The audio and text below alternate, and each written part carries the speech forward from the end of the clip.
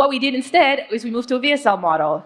You send a bunch of traffic to a video, and this is literally Meta and Google laugh at me when I tell them that my video is like 25 minutes long. It's like a long-form ad. And they get sent to a sales page. So such a short sales cycle. I see revenue come in on day one. I can optimize on day one, and it's a lower cost of acquisition.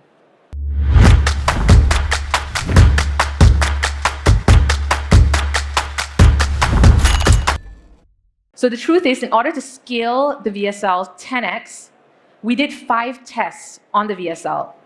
And these tests, they don't just apply to VSLs, they actually apply to any type of funnel that you're running. It could be a webinar, you could do a tripwire, you can do any type of funnel, and you can apply these tests to 10x your results. Because these are the foundational tests every marketer should be running. So the first test is a pricing test. Pricing tests are a great way to monetize your campaigns, right? It prevents you from charging too low, where you're basically leaving money on the table, or charging too high, where you're turning customers away. And actually, you need to find a sweet spot. The sweet spot is what is the perceived value of your customers, so what do customers think is the value of your product, and what is their willingness to pay for that? And the only way to figure that part out is to test. So we ran a couple of tests, and we tested 5 different combinations. So Mindvalley's annual subscription is $499 a year. It's pretty steep, right? And part of the strategy was like, can we drop the price of the subscription, because I wanted to widen the funnel, get more members in the ecosystem, because I had high-ticket offers at the bottom that I wanted to sell them. But the more members I had, the more opportunity I had to sell the high-ticket. So I wanted to find a sweet spot that got me the most amount of members at the highest revenue. So I tested these pricing. So $299, $49, $199, $49, and $99, $29. How many of y'all think that the winning combination is the $299 combination? Raise your hand. No one. Okay. How many of y'all think that the winning combination is the $199 version? Raise your hand. More people? Okay, great. How many of y'all think the $99 combination is the winning combination? Raise your hand. Okay. So the truth is, the winning combination was the $299 version.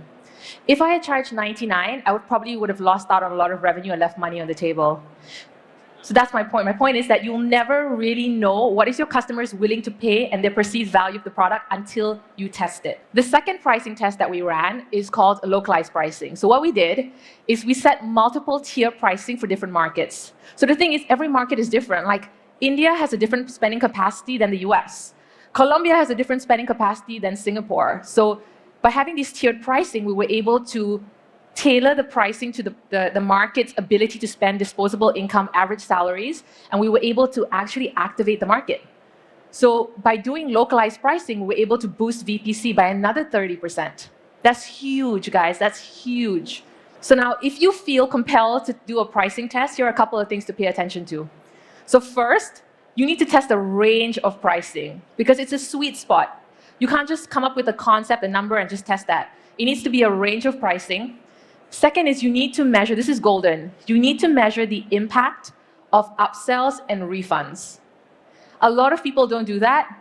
What they do is they just test the core price, and then they come up with the conclusion. That is the absolute wrong way to do it. You need to look at what happens after. Because sometimes if you price too low, what you're going to do is you're going to have a whole bunch of refunds, because the kind of customers that you're attracting are deal hunters. And also, sometimes if you price low, you might see a spike in upsells because more people are exposed to your upsells now. Next, you want to test tiered pricing. I think telling you tiered pricing is such a great way to activate a market or to get into a market. So come up with a tiered pricing model and start testing. Fourth is optimize your order menu. Your order menu is literally the place where your customers go and make a decision whether they want to buy from you. You can do so many things, like how you display prices. If you end with a 7, you end with a 9. You add reviews. You don't add reviews. You add a guarantee. You don't add a guarantee. If you change the product image, you can put like the boxes, highlight the add to cart button. You can change the color of the add to cart button. There's like a million things you can do to optimize the order menu, and this will have a massive impact on your conversion rates. Last but not least is Adding a guarantee next to the order menu is my favorite one. I don't see a lot of brands do that, but I think it's highly impactful. So the next test that is really, really fun is a layout test. So what's a layout test? A layout test essentially is taking your same page that you have, it could be a landing page, it could be a sales page, taking sections and moving them around. Seems really basic, but just pay attention, okay? So we had a section that said how Mindvalley works. And what we did is we moved that section up. And just by moving that section up, we were able to increase value per click by over 27%. By having that section further up on the page, people actually understood what they were buying into. They weren't buying a course, they were buying a membership. They were buying a community, they were buying so much more than just one program. So this helped boost conversion rates. So it's so simple. Just by rearranging your page and creating a new flow, you can already increase conversion rates of your page. So a couple of things to pay attention to is go back, try moving sections around to see which flow works best for your audience, because the truth is, your audience is not coming to your page to read everything, okay? So this is point number 3. It's like design your page for skimmers, because your audience is coming to your page because they have questions about your product. So they want to have certain questions answered, like, will this work for me? What is the price? What is the curriculum? Like, where is this thing held? Is it going to be virtual, online? Like, how, what am I getting? What is there any bonuses? They have specific questions. And if you design your page for a skimmer with bold titles, like clear visuals, short copy, you're actually going to be able to convert them better. Number 3 is mobile design. Okay, this is another interesting test because, so I know everyone knows this, right? Like 80% of your traffic comes from mobile. We all know this. We've all created a mobile page.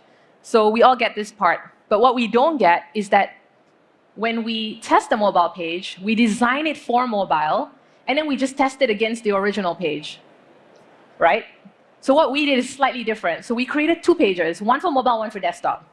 And the mobile and desktop page looked completely different. The copy length was completely different. The visuals were completely different. The mobile page was purely designed for the mobile experience, and the web page was purely designed for the web experience. And then we tested it against its independent pages, right? So the mobile was tested against the mobile, the web was tested against the web. And what we found is that the mobile page generated a 31% higher VPC, and the desktop page generated a 39% higher VPC. So some things to pay attention to is try designing your page for mobile first, but test the mobile version against the original mobile version and test the desktop version against the original desktop version. Don't try to bundle it up. And also, once you have your page ready, try it out on different mobile devices. So, because the experience on Samsung and Apple, they're all very, very different. So you need to understand what your customers are experiencing. Number 4 is hooks. Okay, so hooks and creatives. We all know hooks and creatives are very important. So I test about like a dozen hooks.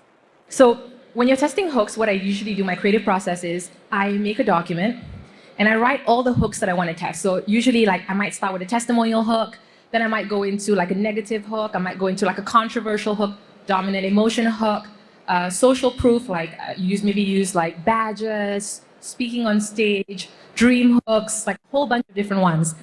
And the goal is to figure out which hook works the best, because that can just skyrocket the impact of your creatives. So implementation tips, right? If you're not testing hooks, please get to testing hooks. Test about a dozen hooks. Test as many as you can, because you have to figure out which hook works for your videos, and then whatever ads you're making, you can just use that hook because you'll know exactly what works for your audience. Second, try the dream story hook, because I've tried it. I love it. My customers love it. It works all the time. So now that you know it works, try it out, because I think it's going to work for you too. Number 5 is the speed test. Okay, so this is my favorite one. I think all of my favorite, but this one. So this is the most counterintuitive thing you're ever going to hear. Because as marketers, if you go and ask your creatives or you ask your editors, say like, speed up this video, they're going to go to you and say like, you're crazy. This is not going to work. Like, don't do this. Like, you're killing my work. But when we tested speeding up the video by 1.3x, we actually saw a massive improvement in like not only CTOR and view time, but we also saw return on ad spend increase. But to truly stand out and make a dent and have some really massive conversions, you need to do things that are a little counterintuitive. So think about the actual consumption behavior of your customers. Think about what's happening and trending, and then try to figure out what you should be testing. So, and go with gut, right? So for example, for speeding up the videos, it wasn't just like a random idea. It was based on like behavior of the customers, right? Because now people are on TikTok, they're on Instagram, they have less time, they like people talking faster. So we tried like, okay, why not? Why don't we test speeding up the video and see if people stay longer in the video, and it actually worked really, really well.